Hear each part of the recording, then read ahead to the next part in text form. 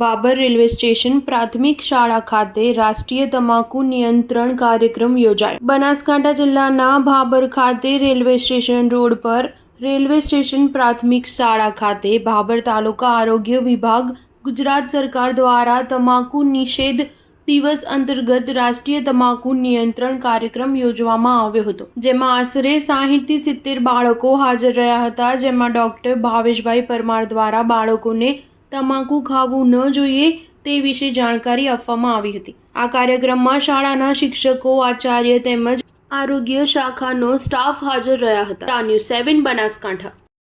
આજરોજ railway station પ્રાથમિક શાળામાં રાષ્ટ્રીય તમાકુ નિષેધ કાર્યક્રમ અંતર્ગત અને અમારા તાલુકા હેલ્થ ઓફિસર સાહેબશ્રી અને ડિસ્ટ્રિક્ટ ટોબેકો કાઉન્સિલર સાહેબશ્રીના માર્ગદર્શન હેઠળ તમાકુ નિષેધ કાર્યક્રમ નિયંત્રણ હેઠળ આપણે વક્તૃત્વ સ્પર્ધાનું આયોજન કરવામાં આવ્યું. વક્તૃત્વ સ્પર્ધામાં 60-70 જેટલા બાળકો હાજર રહ્યા. બાળકોએ ભાગ લીધો અને તમાકુ કઈ રીતે નિવારવું જોઈએ, આપણે આજુબાજુના લોકોને આપણે તમાકુ ન લેવા માટે કઈ રીતે પ્રેરવા જોઈએ એ માટે એ લોકોએ વક્તૃત્વ આપ્યું અને ભાષણો આપ્યા. તમાકુ નિષેધના નારા લગાવવામાં આવ્યા અને બાળકોએ ખૂબ સારી ભાગીદારી કરી. શાળાના શિક્ષકો અને બીજો સ્ટાફ પણ આમાં તમાકુ નિષેધ કાર્યક્રમમાં જોડાણો અને આ કાર્યક્રમ અંતર્ગત આપણે બીજા લોકોને તમાકુ અને બીજું વ્યસન કઈ રીતે છોડી શકીએ એ બાબતે જાગૃત કરવામાં આવ્યા.